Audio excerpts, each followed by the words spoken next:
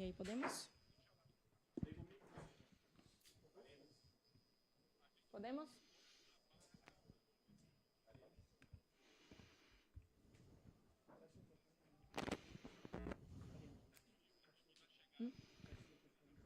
Oi, oi, oi.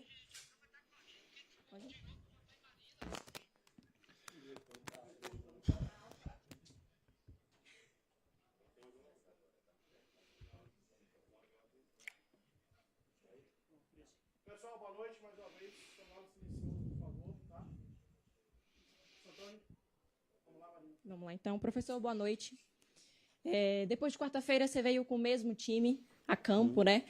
Parecia estar com a classificação bem encaminhada, mas sofreu aquela pressão ali no segundo tempo. Queria saber qual é a análise que você faz dessa partida e se houve um receio de que o roteiro de quarta-feira se repetisse. Boa noite. Nós viemos com o mesmo time, primeiro porque nós não temos um jogo no meio de semana. Segundo, porque seria, na minha opinião, injusto tirar um ou outro jogador pelo fato de não ter obtido a classificação no meio de semana. Eu acho que eles precisavam encarar de frente a situação que nós deixamos acontecer por não conseguir esse resultado, que era a nossa obrigação contra o O'Higgins classificar o Bahia a outra fase. Mas todos eles estão bem abatidos, tristes também. E hoje fizemos o nosso placar e, infelizmente, a gente às vezes se desconecta um pouco do jogo, né? Acho que eles ficaram um pouco cabisbaixos, eu acho que é compreensível. A vaia de hoje, ela não vem de hoje, ela vem do último confronto, né? Mas você imagina você no teu trabalho, o jogo todo, o tempo todo, o teu turno de trabalho sendo vaiado, ofendido. Isso tira também um pouco a concentração do jogador. Repito, não é de hoje, acho que o torcedor, assim como a gente, ficou muito triste, eu entendo nesse sentido, mas eu acho que foi o jogo em si não foi o maior obstáculo hoje, sim o clima, a pressão, o fato de vaia do começo ao fim. O torcedor paga o ingresso dele, tem o direito de vir se manifestar, logicamente, mas é contraproducente, independente do sentimento de tristeza, de raiva que o torcedor fica, que eu entendo perfeitamente, mas o atleta ele também sofre. Um jogador que pede um pênalti, um jogador que comete um erro, a gente, né, todos nós não queremos, é o 15º jogo do ano do Bahia. Nós, infelizmente, perdemos um único jogo por 1-0. E isso ocasionou a nossa desclassificação na principal competição. Então, a gente entende a mágoa, a tristeza do torcedor, mas o atleta ele também sente o clima criado. Então, é um direito, claro, o torcedor paga seu ingresso, vem aqui sempre, coloca um número grande de torcedores, né? Ficou chateado, ficou triste, mas nós também ficamos. Agora, eu acho que é contraproducente a vaia durante todo o jogo. Acho que tem todo o direito de se manifestar, de demonstrar a insatisfação pelo resultado de quarta-feira, ou pelo resultado das duas quarta-feiras, né, que antecederam esse jogo. Porém, não é isso que vai ajudar o time nesse momento difícil. Boa noite, Rogério. Daniel Marinho. Eu agora sou o representante, o setorista do Bahia pela Rádio Metrópole. Eu vou ficar acompanhando vocês nessa nova jornada aí. Gostaria de perguntar para o senhor sobre um pouco da queda de rendimento no segundo tempo, né? O Bahia que estava numa partida até então tranquila, com resultado em mãos, vamos assim dizer, mas acabou caindo um pouco o rendimento, no segundo tempo não aproveitando algumas chances, fazendo alguns erros bestas, e até nos últimos 5 jogos, nos últimos 4 dos últimos 5 jogos, o Bahia acabou tomando um gol no segundo tempo. Isso tem a ver, por estar controlando um pouco a partida, ficaria um pouco desconcentrado nesse segundo tempo? Olha, pode ser também, mas a maioria dos gols que a gente sofre são por erros nossos mesmo. Bola no nosso domínio, né? Na construção de jogo, é um time que propõe jogo o tempo todo, por isso joga sempre com a bola, né? E às vezes quando começa o cansaço bater, a distância entre as linhas de passe começam a ficar maiores. Quando você tem 5, 10 metros a mais de um passe, em vez de ser um passe, por exemplo, o passe do Santi para o Nico, já é um passe de mais de 20, 25 metros. Quando você está fresco no jogo, está com todo o gás, você está mais próximo para conectar esses passes. A chance de erro ela é menor. Quando você começa a cansar um pouco mais, ficar um pouco mais cansado no jogo, começa a se espaçar um pouco mais essa linha de passe. E é onde, infelizmente, foi assim o erro na saída de jogo na recuperação de bola e construção de jogo contra o Higgins, e os dois erros de gols hoje que deram o gol à equipe adversária foram de uma conexão, um passe errado, né? Um do Nico, um passe errado, acho que foi o William que fez a parede, né? Então eu acho que esse cansaço, esse espaçamento entre linhas acaba oferecendo alguns erros ao adversário, que normalmente quando está descansado no primeiro tempo, está bem concentrado com tudo, né? Além das trocas que mudam um pouquinho a característica do jogo, e infelizmente nós cometemos 2 erros que aí logicamente também vão ao encontro, né, das vaias no jogo, porque são erros nossos, que nós fizemos. Os gols que nós sofremos ultimamente são muito mais falhas nossa do que mérito do adversário. Então esse tem sido um problema que nós vamos ter que tentar. Porque o jogo ele não se resume a um tempo ou a bons minutos, né? Você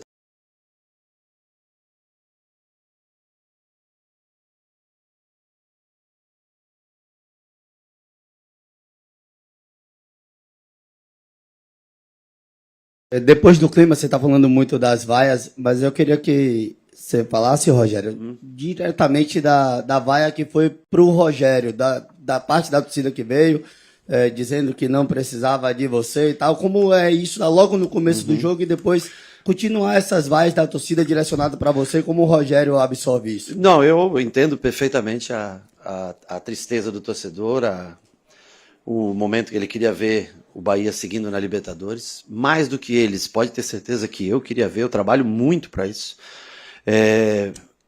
Infelizmente acontece, e você tem que tentar seguir, não há outro motivo, né? Não há outra maneira de conduzir, você tem que tentar seguir, conseguir o melhor, resultados, tentar elevar o percentual de pontos, aproveitamento, Campeonato Brasileiro, tentar ser campeão baiano, tentar vencer clássicos. É assim que funciona a nossa vida. Rogério, boa noite. Ainda falando disso, da pressão do torcedor para cima da sua pessoa, né? Quando você chegou no Bahia, há pouco mais de 2 anos, você chegou a falar que era a melhor oportunidade de trabalho no país. Diante das frustrações de eliminação de Copa do Brasil, Libertadores ano passado, Libertadores também esse ano, você ainda tem essa mesma percepção? Da eliminação da Libertadores do ano passado? Sim. Porque você achou que nós íamos ser campeões da Libertadores Não. os 2 anos? Poderíamos ter chegado a ser bicampeão da Libertadores. Dessa vez, na outra, não passamos da fase de grupo e essa não chegamos à fase de grupo, né? Eu acho que há uma evolução clara de 23 para hoje. De 23 para 24, muita. De 24 para 25 também, muita evolução. Acho que de 25 para 26 caminhamos realmente, não conseguimos até agora elevar o nível de futebol que a gente jogou. Há mudanças, há trocas, há um grau de investimento diferente de 23 para 24, de 24 para 25. Estamos sofrendo um pouco, temos que tentar melhorar. Eu sei que são 15 jogos, se eu não me engano, com 11 triunfos e 3 empates, apenas uma derrota. Nós temos que tentar melhorar. O torcedor tem anseio, né, pela chegada do Grupo City, de conquistas maiores, né, de conquistas grandes, ou de brigar por essas conquistas, né. Nós conseguimos 2 vezes ir para a fase de pré-Libertadores, não conseguimos ir além disso.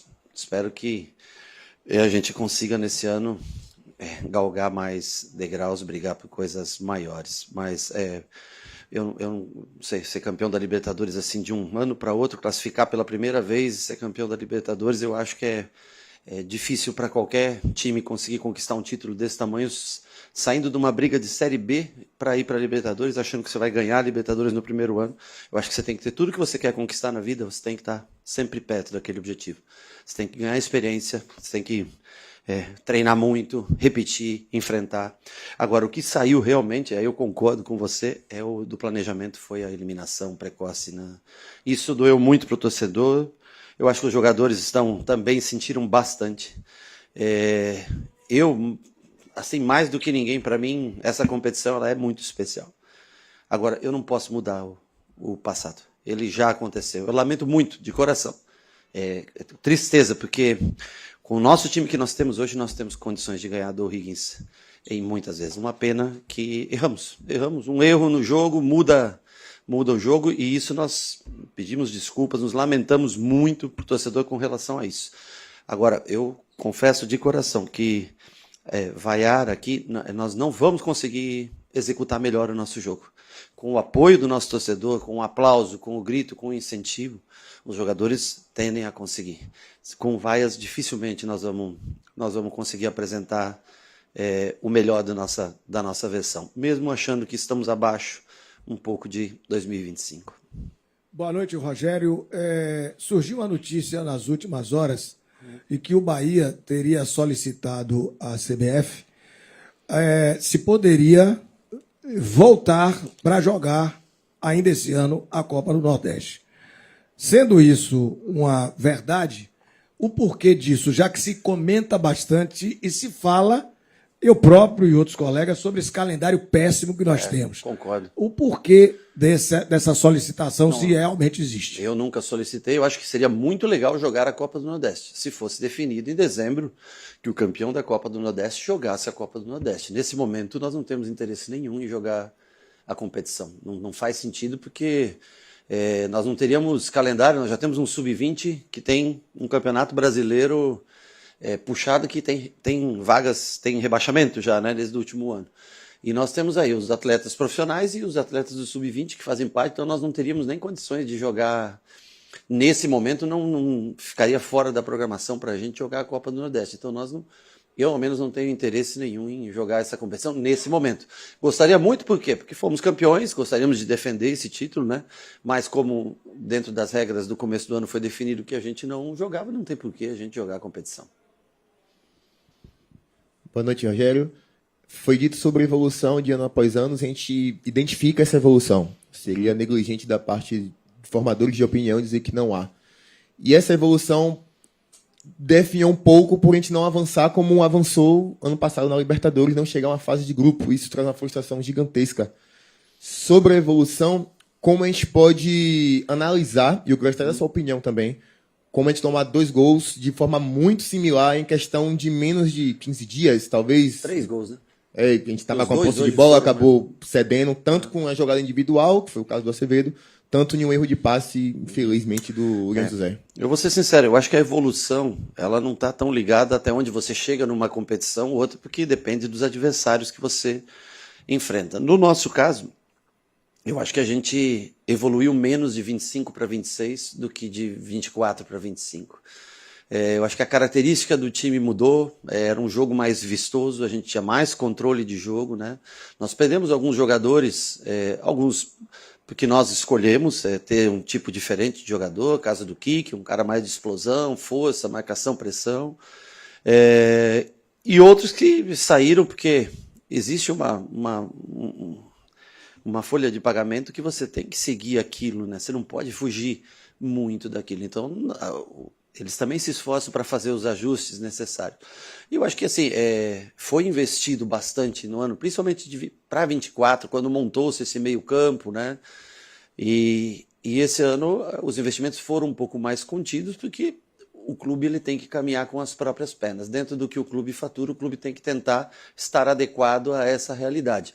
E a gente está se esforçando, tentando fazer com que o time renda um bom futebol como em 2025. Acho eu que está ainda um pouco abaixo, concordo. Não existe, não está tendo esse, não é claro e evidente esse upgrade de 25 para 26, mas vamos tentar estreitar isso através da competitividade, através da força de marcação, quem sabe melhores jogos fora de casa do que foi o ano passado, é o que a gente pretende fazer. Demos muito azar nas lesões, tanto de David e Canu, que eram 2 jogadores de muita construção e a gente precisaria disso nesse jogo, mas perdemos 2 jogadores para essa função, tentar recuperá-los logo para que entrem aí nessa caminhada do Campeonato Brasileiro, que agora no mês de março ainda, apesar de ter sido eliminado da Libertadores, fora essa semana nós temos jogos até a data FIFA inconsecutivo. Boa noite, professor. Valdomiro Neto, Portal à Tarde. O Bahia só não tomou gol em 4 das 15 partidas disputadas na temporada. Queria que você fizesse um balanço do sistema defensivo na temporada, perante as lesões de Canu e David Duarte, e o possível retorno de Marcos Vitor para o elenco. O Marcos Vitor voltou, mas ele não pode jogar o Campeonato Baiano, né? Porque ele saiu antes da data limite. Nós não esperávamos as 2 lesões na mesma posição, uma terceira lesão ainda do Gilberto, né? Lesão não, desculpa, ele fez uma cirurgia do apêndice.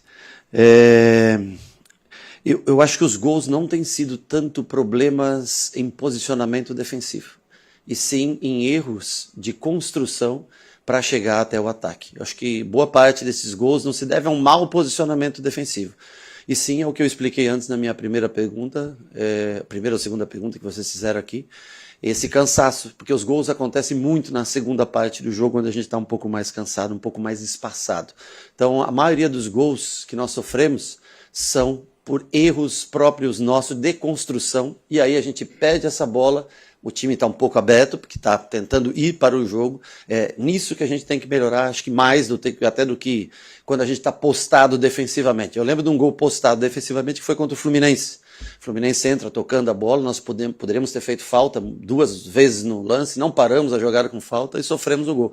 Mas nos últimos jogos, a maioria dos gols são feitos em momento de transição, indo para o ataque. É isso que a gente tem que caprichar, esse passe, não errar tanto passe, porque senão a gente corre riscos muito, muito grandes. Boa noite, Rogério. A relação do time com a torcida no Sim. momento não é a melhor. Mas qual é o recado que você dá para o torcedor visando a final do Baianão? Que a gente não sabe o adversário, mas que vai ser em jogo único aqui na Eu acho que a grande vantagem que nós temos nesse jogo é ser dentro da nossa casa. E que o torcedor, ele faz diferença, ele sabe disso, ele faz diferença quando nos apoia, quando está do nosso lado. Sem dúvida nenhuma, é um combustível assim, gigantesco para esse time. E eu digo, eu entendo a frustração, a tristeza, ela pode ter certeza que é minha também, porque é a frustração de uma perda de um campeonato, deixar de participar num campeonato onde, além do prejuízo financeiro, prejuízo moral, um prejuízo de imagem para todos nós, né? Mas eu sei do Bahia com a sua torcida. Eu já joguei, eu nunca tinha visto o que aconteceu hoje, eu nunca tinha visto. O Bahia com a sua torcida cantando e ajudando, ele tem chance de ganhar de qualquer equipe aqui dentro da nossa casa. Nessa situação de hoje fica um pouco mais difícil, mas repito, é democrático e é a escolha do torcedor. Boa noite, professor. Na última partida contra o Rins, após o jogo, alguns jogadores comentaram que esta equipe precisava dar respostas. Para você, quais seriam essas respostas a curto e a longo prazo? Eu acho que a curto prazo, nada que um jogo como hoje não é uma resposta sobre isso, não é isso que vai...